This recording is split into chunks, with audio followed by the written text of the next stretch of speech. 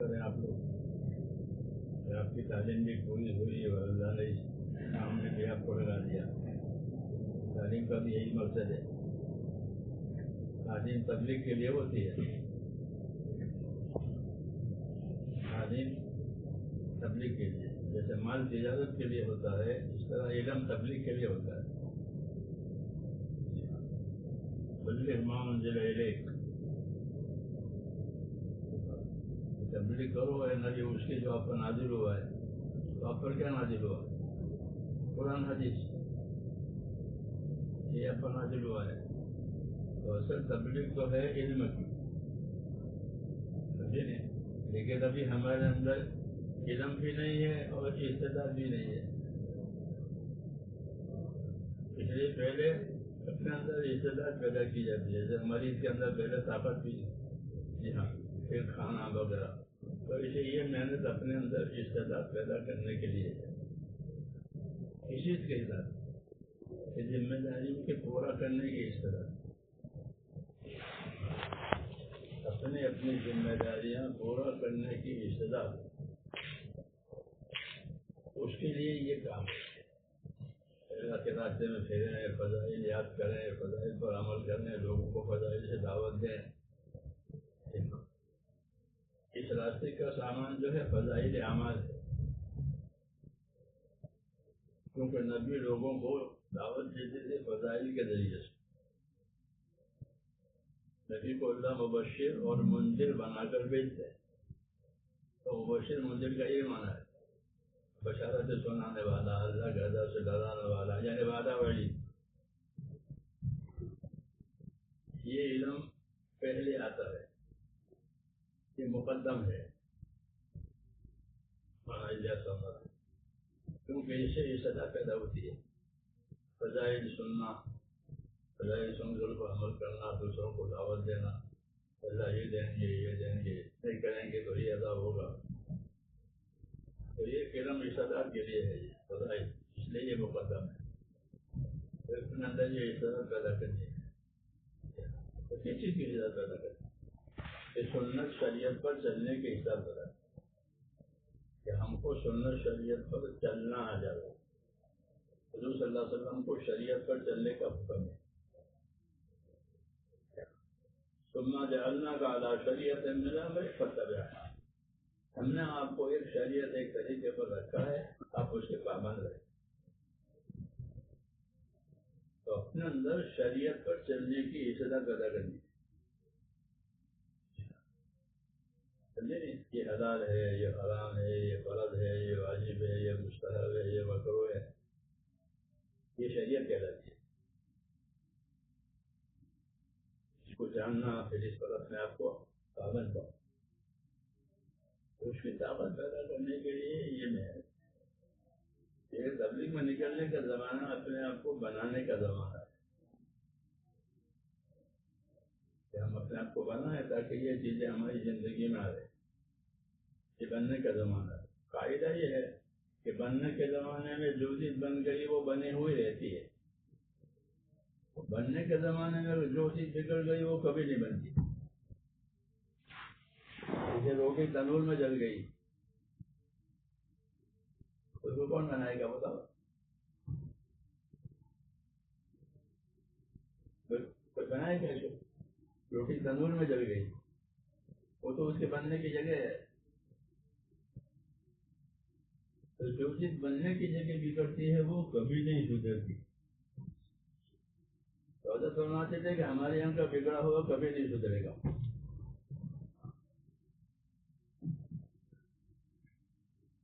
اس لیے یہاں اپنے آپ کو پابند کرنا ہے، سمجھے؟ اگر یہیں بگڑ گئے تو پھر تو کہیں نہیں سدھریں گے.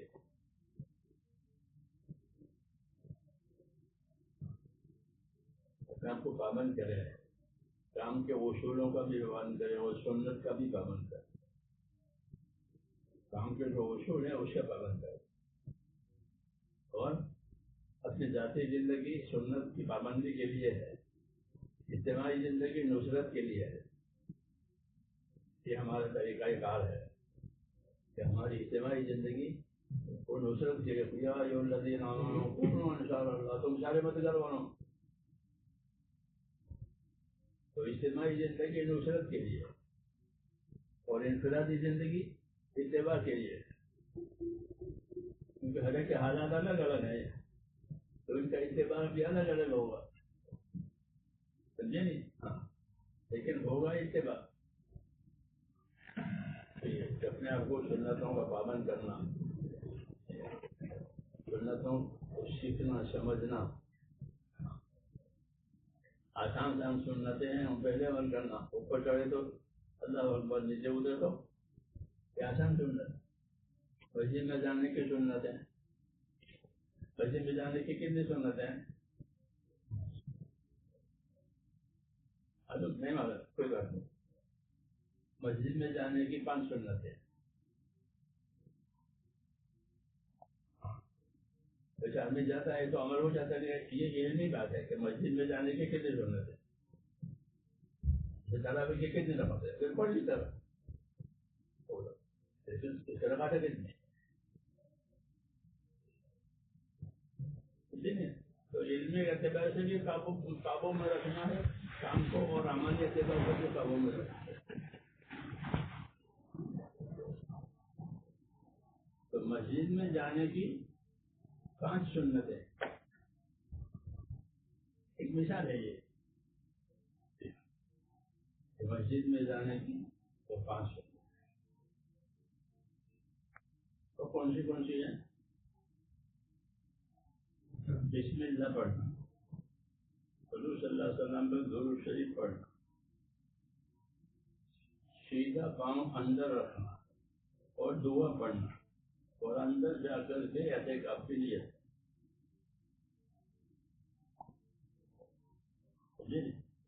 بسم اللہ والصلاۃ والسلام علی رسول اللہ.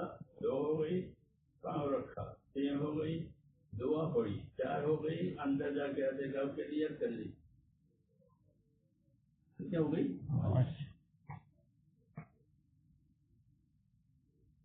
یہ 5 سنت.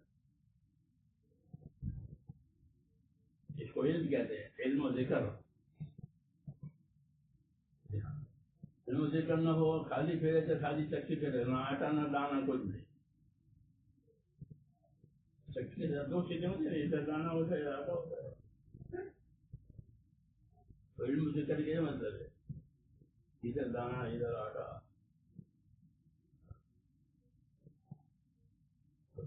کسی کام کو سیکھتے ہوئے سمجھتے ہوئے کہنا، پوچھنے کے بعد پوچھنا. سوال یعنی پوچھنا آدھا علم ہے، پھر جواب آئے گا تو پورا ہو جائے گا. کیونکہ سوال کا علم تو اس کے پاس ہے، جواب کا علم نہیں ہے. تو جواب کا علم آئے گا تو پورا ہو جائے گا. سوال و نصف العلم جو کہتے ہیں.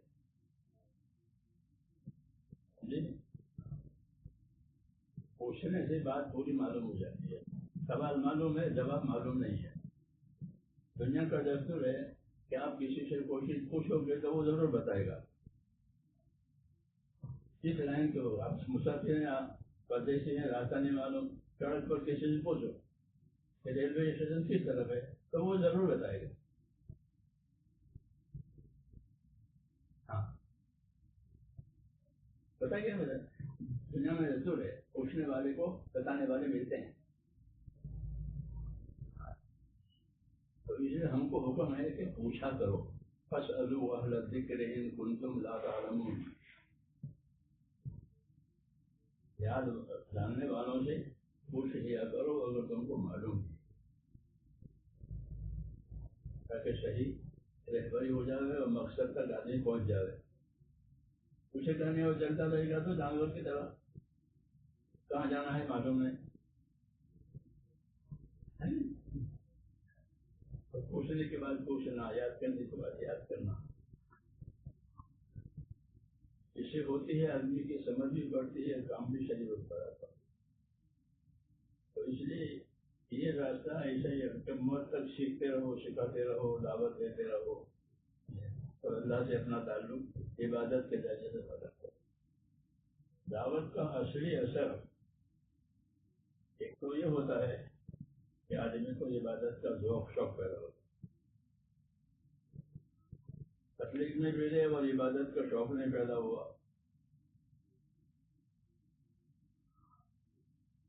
اس کی تنہائیاں برباد نہیں ہوتی، نہیں تو اس کی تنہائیاں برباد ہوگی، آدمی میں کام کر جائیں گے پھر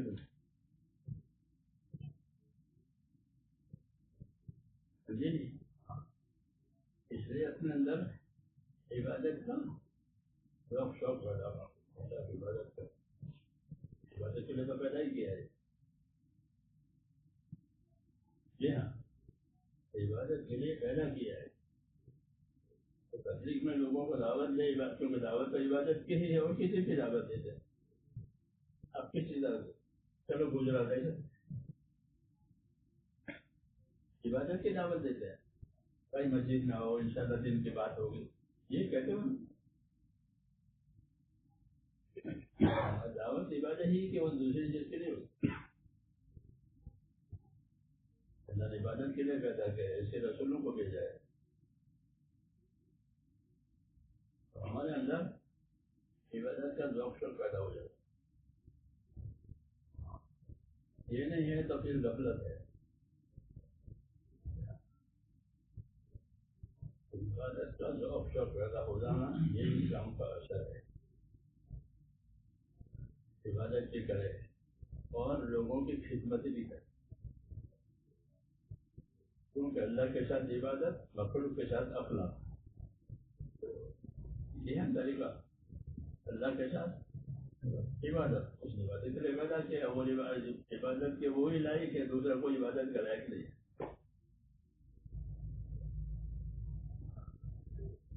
تو اللہ کے ساتھ عبادت اخلاص کے ساتھ، مخلوق کے ساتھ خدمت اخلاق، مخلوق کو خدمت دونوں طرح کی ہوتی ہے، ایک خدمت وہ ہوتی ہے جیسے جسم کو فائدہ ہو، کھانا کھلایا اور ایک خدمت ہے اسے دینی فائدہ ہوتا تو اس کو دین کی بات سکھائی، یہ بھی خدمت ہے، پہلی خدمت کا رواج ہے، دوسری خدمت کا رواج ہے،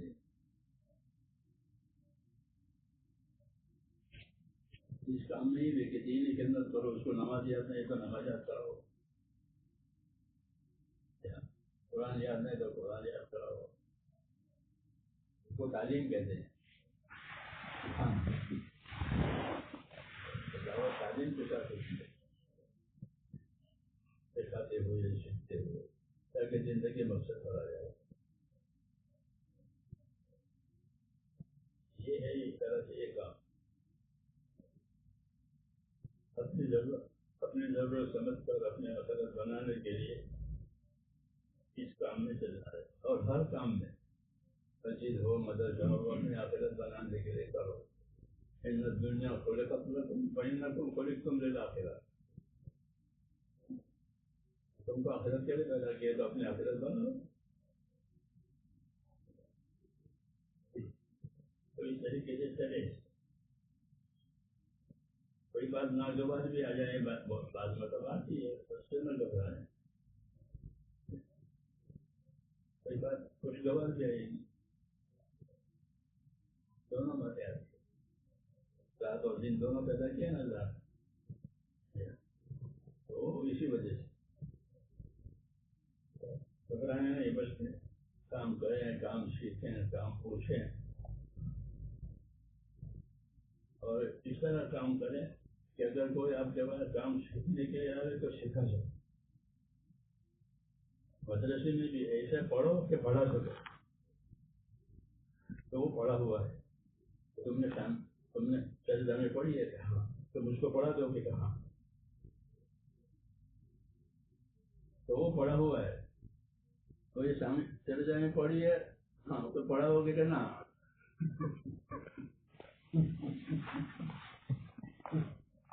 اچھا ایسا ہے، آج کل ایسا پڑھتے ہیں کہ تم پڑھا ہو سکتے ہیں نا،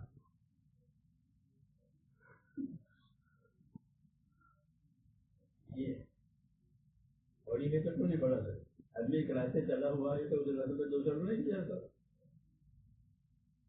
نہیں جا سکتا ہے، کم یہاں گیا ہوا ہوں چلو جائے.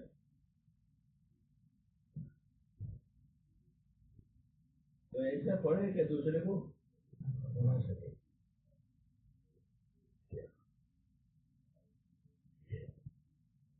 اس پر بھی اس علم کا اثر ہے اور دوسروں پر بھی اثر ہو. سمجھا بھی سکے، عمل کریں، عمل کرا بھی سکے. اگر ایسا بننے میں تھوڑی دیر لگے گی، اسے جلدی نہیں کرنا، کرتے رہو کرتے رہو کرتے رہو تو بہت پیدا ہو جائے گا. جلدی نہیں ہوتا، وہ دیر سے.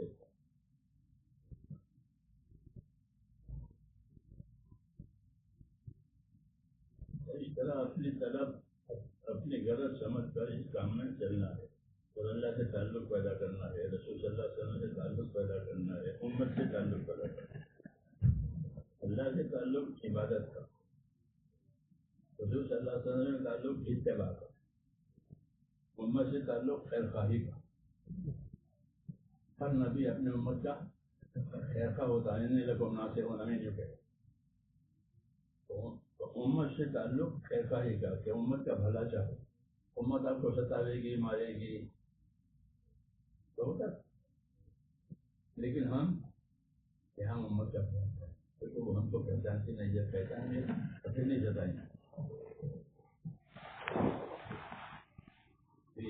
تو اللہ کے ساتھ امت، نبی کے ساتھ امت کے ساتھ تعلق. تبلیغ جو ہے نا وہ اصل تو 6 نمبر ہے. وہ تبلیغ وہ ہے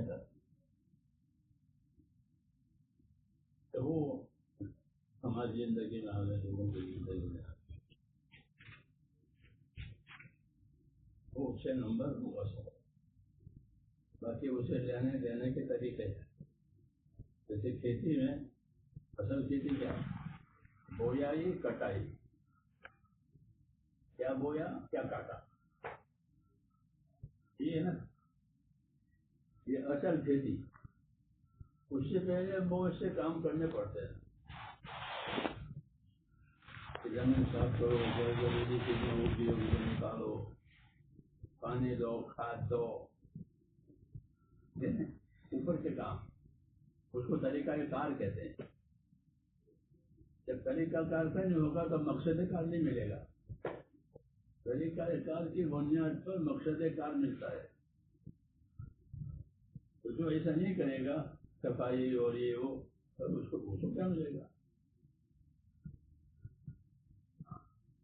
اس لیے ہم اپنے کام کرنے میں طریقہ کار میں اور مقصد کام میں فرق سمجھیں کہ طریقہ کیا چیز ہے فرق اور مقصد کار کیا چیز ہے.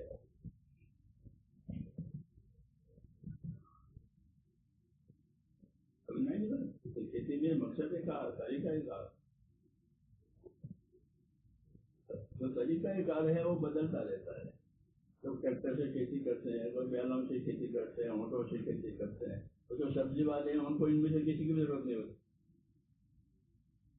وہ سبزیاں بوتے ہیں اور کاٹ لاتے ہیں. کیوں کہ طریقہ کار ہے تو وہ بدلتا رہتا ہے. اس لیے طریقہ کار میں اور مقصد کار میں فرق. مقصد کار کیا ہے؟ اتباع، سنت کا اور شریعت کا. یہ ہے مقصد کار. زندگی میں سنت شریعت آ جائے. باقی اس کے لیے طریقہ کار، مدرسہ بھی طریقہ کار ہے، تبلیغ بھی طریقہ کار ہے، کام کا بھی طریقہ کار ہے. متعدد ہوتے ہیں جس کو جس میں سہولت ہو. ٹریکٹر سے کھیتی کرے، بیلوں سے کھیتی کرے. طریقہ کار میں اور مقصد کار میں فرق ہے. مختلف باتیں آپ کو دیر سے سمجھ میں آئے گی. ہاں اگر سمجھنے کی کوشش کرو گے اور سمجھنے کی کوشش کرنے کا مطلب یہ ہے کہ کتابیں پڑھو. کتابیں کوئی نہیں پڑھو.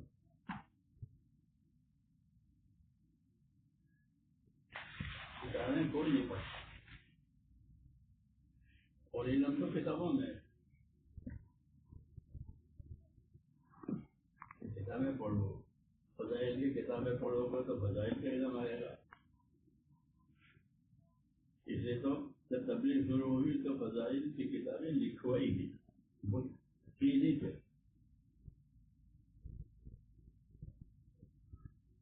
یہ کام فضائل کے ساتھ چلے گا. فضائل میں ترغیب ہوتی ہے. فضائل دھیان میں رہنے چاہیے.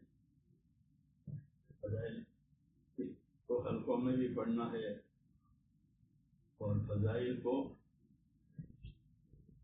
سفروں میں بھی پڑھنا ہے اور اکیلے اکیلے بھی پڑھنا ہے. اکیلے اکیلے موبائل دیکھتے ہیں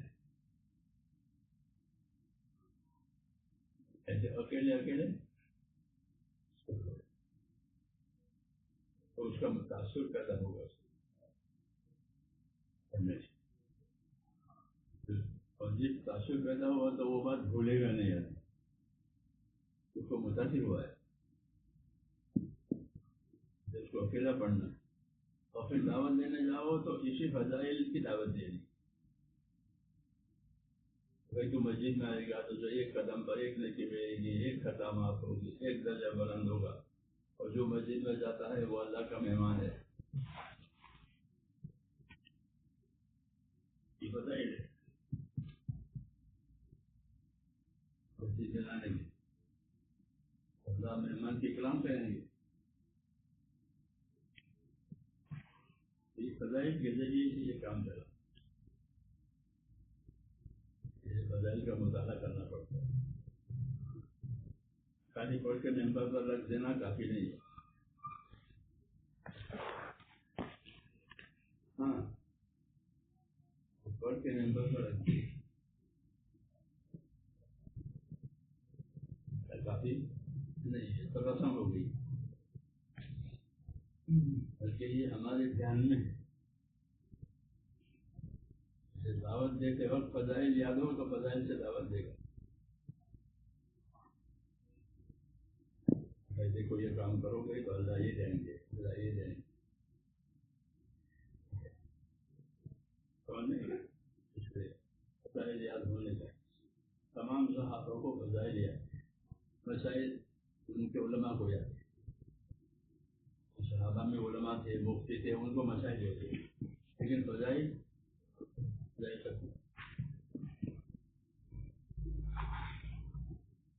جو کام کرتے تھے وہ جانتے تھے اس پر مجھے اللہ کیا ثواب دے گا, کیا برکت ہوگی. دکاندار کوئی چیز بیچتا ہے تو ہر چیز کے ساتھ اس میں مجھے کیا نفع ملے گا, میرے ہاں کتنے قیمت میں آئی ہے, کتنی قیمت پر جا رہی ہے, نفع کیا ہے, اصل قیمت کیا ہے. ایسے مسلمان اپنے عمل کی قیمت جان, اس سے اس میں یقین پیدا ہوگا.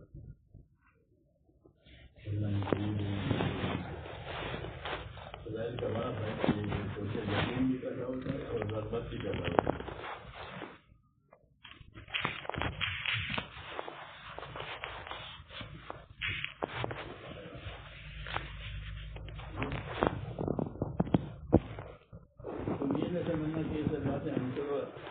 نہیں یاد نہیں ہے تو پھر تم نے وقت ہی کہاں پورا لگا ہے.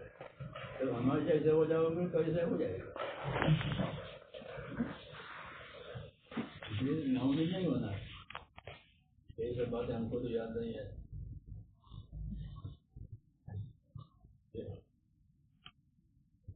اتنا وقت گزرے گا تو پھر اگر لگے رہیں گے تو مولانا انعام صاحب یہ کہ لگے رہو یہ کہتے ہیں. کیونکہ جو پھل لگا رہتا ہے وہ پکتا ہے,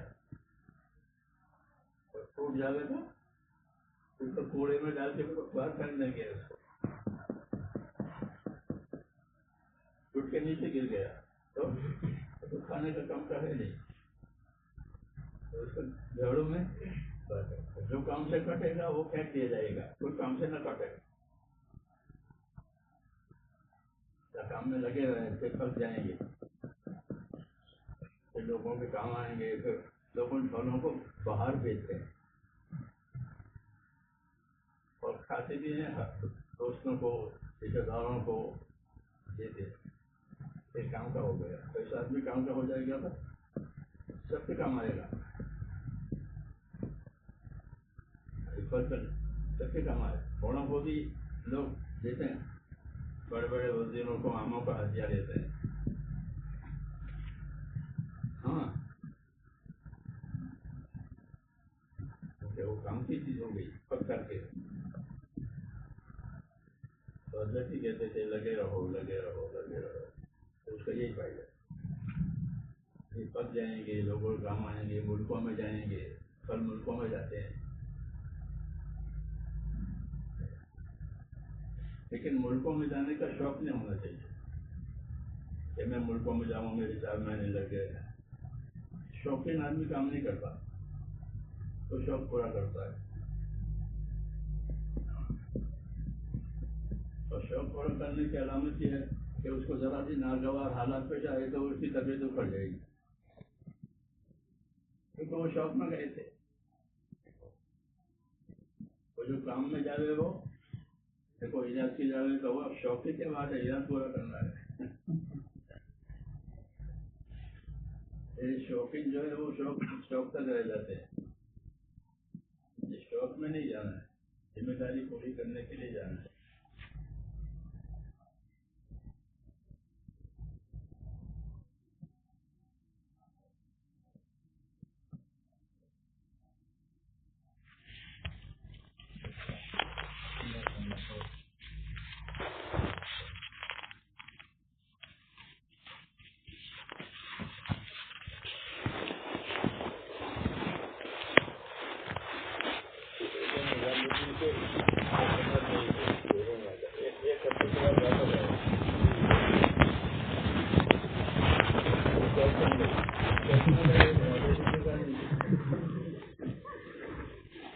مجھے میں یہ بات لوگوں سے کہتا ہوں،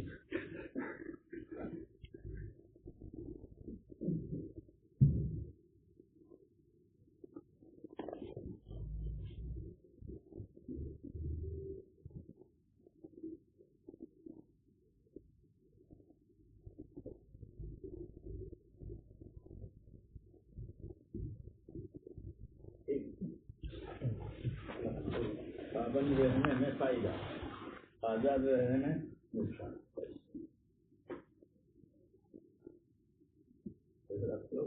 خیر ہے اپنے آپ کو اس کا پابند بنانا، کوئی فائدے سے خالی نہیں،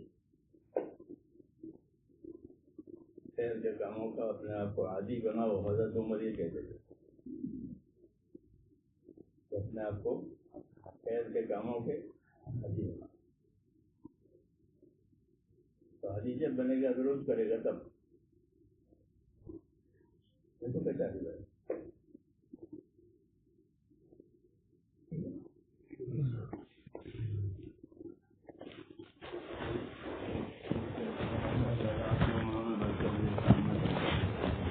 آسان کرے